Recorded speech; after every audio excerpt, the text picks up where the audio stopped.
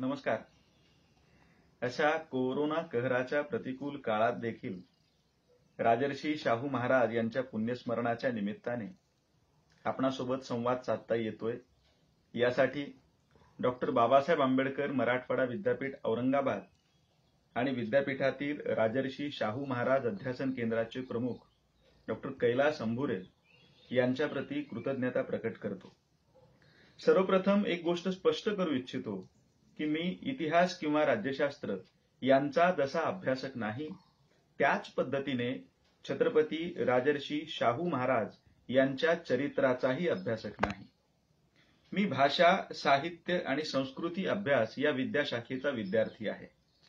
परिणामी या विद्याशाखेच्या दृष्टिकोनातून राजर्षी शाहू महाराज यांच्या विचार कार्याचे मला जे आकलन झाले ते राजर्षी शाहू वसा आणि वारसा या विषयाच्या रूपाने मी आपणासमोर मांडणार आहे. मित्रहो, इतिहासाचे काय करायचे हा प्रत्येक समाजासमोर उभा असलेला मोठा पेच असतो. उण्यापुऱ्या 200-300 वर्षांचा इतिहास असणाऱ्या अमेरिकी समाजापुढे जसा तो प्रश्न असतो, अगदी तसाच हजारो वर्षांची परंपरा असलेल्या भारतीय समाजापुढे यक्ष प्रश्नाच्या रूपामध्ये उभा राहिलेला तो पेच असतो. या पेचाचा धुमसता पैलू म्हणजे इतिहासात होऊन गेलेल्या महामानवांचे नेमके काय करायचे. ते भूतकाळात होऊन गेले, त्यांची वर्तमानात गरजच काय, म्हणून त्यांना विस्मृतीच्या कोशात लोटून द्यायचे की आपले पूर्वज होते ते, म्हणून त्यांची पूजा बांधून, पुतळे उभारून, जयंती आणि पुण्यतिथीला त्यांचे नैमित्तिक स्मरण साजरे करायचे, की याच्या पलीकडे जाऊन काळाच्या प्रत्येक टप्प्यावर विवेकाच्या कसोटीवर त्यांच्या विचार कार्याला घासून पुसून या मूल्यमापनातून हाती आलेले पुण्यपाथेय भविष्यातील वाटचालीसाठी शिदोरी म्हणून सोबत ठेवायचे. हा पेच इतक्या वर्षांनंतरही आपण सोडवू शकलेलो नाही. इतिहासाला ओझे समजून फेकून द्यायचे की आत्मीय समजून हृदयाशी कवटाळायचे, याची उकल जेव्हा शोधता येत नाही तेव्हा इतिहासाचा खेळखंडोबा होऊन जातो. आणि आपण असा इतिहासाचा खेळखंडोबा करून टाकलाय. म्हणून तर आपण भूतकाळात घडून गेलेल्या कथा लक्षात ठेवतो, पण त्यातून आकाराला आलेले कथ्य मात्र विसरून जातो. भाराभर दृष्टांत लक्षात ठेवतो, पण त्यातून स्वीकारायची दृष्टी मात्र विसरून जातो. घटना, घडामोडी आणि सणावळ्यांचे तपशील लक्षात ठेवतो, पण त्यातून आकाराला आलेले जे तेजस्वी तत्व आहे ते मात्र पुरतेपणाने विसरून जातो. अशा पेच पार्श्वभूमीवरती आपणाला राजर्षी शाहू महाराज यांच्या स्मृतीचे मोल समजून घ्यायचे आहे.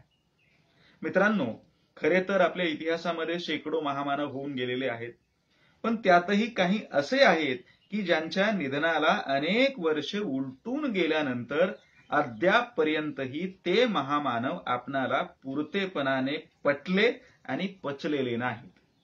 ही यादी तशी खूप मोठी आहे, पण विषयाची सीमा आणि वेळेची मर्यादा यामुळे त्यातल्या केवळ दोघांचा दाखला घेऊन आपण हा विषय पुढे नेऊ. पहिले महात्मा गांधी आणि दुसरे राजर्षी शाहू महाराज. तुम्ही म्हणाल, गांधींचे गारुड देशातच नव्हे तर जगभर आहे आणि शाहू राजांचे तर आपण उठता बसता नाव काढत असतो. मग न पचलेल्या महामानवांच्या यादीत मी त्यांचे नाव कसे काय घेतोय? जरा विस्ताराने समजून घेऊ. गांधींच्या निधनाला 70-72 वर्ष उलटून गेले, तरी अद्याप आपण हेच ठरवू शकलेलो नाही की ते कोण होते. सनातनी परंपराप्रिय हिंदू की सर्व धर्माप्रती स्नेहभाव बाळगणारे तथाकथित सेक्युलर, संथ गतीने समाजाचा ढांचा की स्वराज्याचा आग्रह धरणारे राजकारणी, हिशेबी व्यवहारी चतुर नेते की अव्यवहारी स्वप्नाळू आणि भाबडे सुधारक. जसे गांधींचे व्यक्तिमत्व आपणाला गोंधळात टाकते, तसेच शाहूंचे व्यक्तिमत्वही संभ्रमाच्या धुक्यात हरवलेले दिसते. आणखी 2 वर्षानंतर शाहूंच्या निधनाला 100 वर्ष पूर्ण होतील, म्हणजे आपण त्यांची स्मृती शताब्दी साजरी करू. तरी आपण हेच ठरवू शकलेलो नाहीत की शाहूंना नेमके काय मानायचे. वेदांचा निरातिशय आदर बाळगणारे आर्य समाजी की इहवादाबद्दल कडवी निष्ठा बाळगणारे सत्यशोधकी, समाजाचा ढांचा दुरुस्त करण्यासाठी प्रसंगी ब्रिटिशांशी तडजोडीचे आणि टिळकांशी शत्रुभावाचे नाते स्थापित करणारे सुधारक की क्रांतिकारकांना गुप्त मदत करणारे संस्थानिक, ब्राह्मधर्माच्या जागी क्षात्र धर्माची स्थापना करणारे क्षत्रिय, की 18 पगड जातींसाठी शिक्षणाच्या सोयीसुविधा उपलब्ध करून देणारे ब्राह्मणेतर समाजाचे नेते, हिशेबी चतुर व्यवहारी धोरणाने चालणारे राजकारणी, की अव्यवहारी स्वप्नाळू आणि भाबडे समाज सुधारक. राजर्षी शाहू महाराजांच्या वसा आणि वारशाचा विचार करत असताना वर उल्लेख केलेल्या दोन टोकांमधला सम जोपर्यंत आपणाला साधता येणार नाही तोपर्यंत त्यांच्या विचार कार्याचे नेमके मोल आपल्या लक्षात येणार नाही. कार्याचे हे मोल समजून घेण्यासाठी नरहर कुरुंदकर आणि पुढे शेषराव मोरे यांनी महामानवांचा अभ्यास कसा करावा यासाठी जे एक सूत्र मांडलेले आहे त्याचा आपण आधार घेऊ. तत्वज्ञान, व्यवहार आणि प्रत्यक्ष कार्य असे या सूत्राचे 3 टप्पे. म्हणजे बघा, ज्या महामानवाचा आपणाला विचार करायचा आहे त्या महामानवाने मांडलेले तात्विक विचार नेमके कोणते आहेत. नंबर 2, या तात्विक विचारानुसार त्या महामानवाने कसा व्यवहार केलेला आहे किंवा या व्यवहाराचे नेमके धोरण कोणते आहे. आणि तिसरा आणि शेवटचा टप्पा म्हणजे वरील 2 टप्प्यांच्या आधारे या महामानवाने प्रत्यक्षात उभे केलेले कार्य कोणते आहे. राजर्षी शाहू महाराजांच्या वसा आणि वारशाचा विचार करत असताना आपण या सूत्राचा आधार घेतल्यानंतर आपल्या हाताशी काय येते. मुळात शाहू हे काही सामाजिक राजकीय विचारवंत नव्हते, ते कोल्हापूर संस्थानचे राजे होते. म्हणून त्यांनी आपले तत्वज्ञान व्यवस्थित ग्रंथबद्ध वगैरे करून ठेवलेले नाही. पण तरीही वेगवेगळ्या प्रसंगी त्यांनी जी भाषणे दिली, पत्रव्यवहार केला, प्रसंगोपरात लेखन केले, त्यातून त्यांचे तात्विक विचार लक्षात येतात. त्यांच्या काही भाषणांचे मथळे पाहू. क्रमांक 1, आर्यधर्म समता आणि राष्ट्रैक्य वाढविल. क्रमांक 2, आर्यधर्म विश्वव्यापी धर्म बनेल. क्रमांक 3, जनी जनार्दन शोधणे हाच खरा धर्म. क्रमांक 4, आपल्या जातीचा पुढारी करा. क्रमांक 5, जातीचा अभिमान मर्यादित असावा. सर्वसाधारणपणे वेगवेगळ्या काळात त्यांनी दिलेल्या या 5 भाषणांचे हे साधे मथळे वाचले तर कुणीही म्हणेल की शाहूंच्या विचारात किती अंतर्विरोध आहे. पण त्याच वेळी आपण हे अजिबात विसरता कामा नये की भारतीय समाज हा अशाच अंतर्विरोधाने भरलेला आहे. म्हणून ज्याला या समाजाचे नेतृत्व करायचे आहे त्याला या आंतरविरोधातून वाट काढत पुढे जावे लागते. राजर्षी शाहू महाराज देखील याला अपवाद नाहीत. 1894 ते 1922 असे 30 वर्षे राजर्षी शाहू कोल्हापूर संस्थानचे अधिपती होते. या काळात ते जे काही करू पाहत होते त्याचे प्रतिबिंब त्यांच्या वरील भाषणातून पडल्याचे दिसते.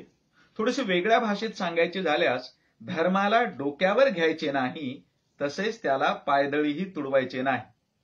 ईश्वराधीन व्हायचे नाही, तसेच त्याचे अस्तित्व पूर्णपणे नाकारायचेही नाही. जातीभेदाविरुद्ध आघाडी उघडायची, पण त्याच वेळी जातीचे अस्तित्व अगोदर मान्यही करायचे. जातीभेद मोडायचे, पण त्यापूर्वी ऐक्याचे साधन म्हणून जाती परिषदाही भरवायच्या. थोडक्यात काय, परस्पर विरोधाचे टकमक टोक न गाठता समन्वयाचा सुवर्णमध्य साधायचा हे शाहूंच्या तत्वविचाराचे अत्यंत महत्त्वाचे दिसून येते. यासाठी त्यांनी जी धोरणे अंगीकारली, तत्वाला व्यवहारात उतरवण्यासाठीचे जे नियोजन केले ते नेमके काय होते. हे बघा, त्यांनी वेदोक्ताचा आग्रह धरला. एक राजा म्हणून खाजगी आणि सार्वजनिक जीवनात धार्मिक विधी वगैरे केले, पण त्याच वेळी स्तुती करायची असेल तर मनुष्याची करावी, परमेश्वराची स्तुती करायची जरुरी नाही असे म्हणून ईश्वराचे प्रस्थही नाकारले. शाहू महाराजांच्या चरित्रातील वेदोक्त प्रकरणाचा आपण जेव्हा विचार करायला लागतो तेव्हा मी जी गोष्ट तत्वाला प्रत्यक्ष व्यवहारात उतरविण्यासाठीचे राजर्षी शाहू राजांचे दुसरे नियोजन म्हणजे करवीर पीठाच्या शंकराचार्यांना शरण आणून त्या पीठाची मालमत्ता व उत्पन्न जप्त करण्याचं त्यांनी केलेलं कार्य. म्हणजे एकीकडे अशा धार्मिक पीठांना अंगावर घ्यायचे आणि त्याच वेळी क्षात्र जगद्गुरु पीठाच्या स्थापनेसाठी ते सारखे प्रयत्नरत राहिल्याचे आपणाला दिसून येतात. अस्पृश्यता निवारणाच्या संबंधी देखील त्यांनी वेळोवेळी राजाज्ञा काढल्या. पण अस्पृश्यांसाठी आणि अन्य अनेक जातींसाठी जातीनिहाय शाळाही स्थापन केल्या. याचा अर्थ कुणाला त्यांच्या तत्वविचाराप्रमाणे प्रत्यक्ष व्यवहारातही अंतर्विरोध दिसेल. पण राजर्षी शाहू महाराज ज्या समाजाच्या मानसिकतेची घडण बदलू पाहत होते त्याची शस्त्रक्रिया अशीच हलक्या हातांनी करायची असते. भूल देऊन टाके घालायचे असतात. हातात केवळ कात्री घेऊन कापाकापी सुरू केली की रक्तबंबाळ शरीर हाती लागते आणि यामुळे लोक घाबरून पळून जाऊ लागतात. मग ना त्यांची मानसिकता बदलता येते ना व्यवहार बदलता येतो. मित्रहो, तत्व, त्यासाठीची धोरणे आणि या दोन्हींवर आधारलेले प्रत्यक्ष कार्य. तिसऱ्या टप्प्याचा म्हणजे शाहूंच्या प्रत्यक्ष कार्याचा विचार करता ते राज्याभिषेक होऊन जेव्हा गादीवर आले तेव्हापासून ते 1922 म्हणजे निधनापर्यंत त्यांनी ज्या काही महत्वाच्या गोष्टी केल्या त्यातल्या महत्वाच्या 4 गोष्टींच्या आधारे त्यांनी आपले तत्व, तत्वावर आधारलेली धोरणे आणि या धोरणानुसार केलेलं प्रत्यक्ष कार्य कळण्यासाठी या 4 गोष्टी पुरेशा आहेत असं मला वाटतं. त्यातली पहिली गोष्ट म्हणजे त्यांनी कोल्हापूरच्या दरबारातील ब्राह्मणांची टक्केवारी कमी केली. ती 85% 32% खाली आणली. शाहू ज्या काळात राज्य करत होते त्या काळात ब्राह्मणशाही हीच एका अर्थानं विषमता निर्माण करणारी व्यवस्था होती. जर समता स्थापित करायची असेल तर विषमता निर्माण करणाऱ्या या व्यवस्था ध्वस्त करण्याशिवाय दुसरा पर्याय नाही. म्हणून शाहूंनी दरबारातील ब्राह्मणांची टक्केवारी 85% 32% खाली आणली. दुसरी महत्वाची गोष्ट, या अधिकाराच्या जागा ब्राह्मणेतरांना मिळाव्यात यासाठी ब्राह्मणेतरांना शिक्षण देण्याचा अतिशय नियोजनबद्ध कार्यक्रम आखला. खरं तर अगोदर 1896 मध्ये सर्व जातींना एकत्र शिक्षण देण्याचं धोरण त्यांनी आखलं होतं, परंतु ती प्रत्यक्षात तडीच जात नाही. आपणाला आपल्या धोरणाचा पुनर्विचार करावा लागेल हे जेव्हा त्यांच्या लक्षात आलं तेव्हा नंतरच्या कालखंडामध्ये मात्र त्यांनी जातनिहाय वसतिगृहे स्थापन करून शिक्षणाचा अभिनव प्रयोग करणे सुरू केले. या ठिकाणी एक गोष्ट लक्षात घेणं खूप आवश्यक आहे. राजर्षी शाहू महाराज हे कसे वैज्ञानिक दृष्टिकोनाचा आधार घेत आहेत. वैज्ञानिक दृष्टिकोनामध्ये एखाद्या गोष्टीमध्ये आपण प्रयोग करून पाहत असताना त्या प्रयोगाला यश मिळत नाही असं जेव्हा लक्षात येतं तेव्हा वेळीच तो प्रयोग थांबवून नंतर वेगळ्या नव्या अशा प्रयोगाच्या दिशेनं आपणाला वळावं लागतं. राजर्षी शाहूंनी वेळोवेळी हा प्रयत्न केलेला आहे. क्रमांक 3, दरबार आणि प्रशासनामध्ये ब्राह्मणांच्या जागी ब्राह्मणेतरांची नियुक्ती करून सामाजिक अभिसरणाचा प्रयोग त्यांनी सुरू केलेला आहे. चौथी आणि खूप महत्वाची असणारी गोष्ट म्हणजे आधुनिक जीवनाची प्रतीके मानल्या जाणाऱ्या ज्या गोष्टी आहेत त्या त्यांनी प्रत्यक्ष कार्याच्या रूपात केल्यात. राधानगरी हे धरण आपल्याला माहिती आहे, म्हणजे धरणं बांधलेत, कालवे तयार केलेत, गडहिंग्लज सारखं आधुनिक शहर उभारलंय. पण त्याच वेळीस वेदातील प्राचीन तत्वांप्रती आदर बाळगून आर्य समाजाच्या विचारसरणीचाही स्वीकार केलेला आहे. म्हणजे तत्व, व्यवहार आणि प्रत्यक्ष कार्य या 3 सूत्राच्या आधारे आपण शाहू महाराजांच्या जीवन कार्याचे जेव्हा मूल्यमापन करू लागतो या मूल्यमापनातून जे पुण्यपाथे आपल्या हाती लागते तो शाहू राजांनी आपणाला दिलेला वसा आणि आपण पुढे चालवायचा वारसा आहे. 4 महत्वाचे मुद्दे आपल्या हाताशी लागत आहेत. त्यातला पहिला महत्वाचा मुद्दा असा आहे की परस्पर विरोध नव्हे तर समन्वय हे आपल्या एकूण जीवनक्रमाचं किंवा जीवन व्यवहाराचं तत्व असायला पाहिजे.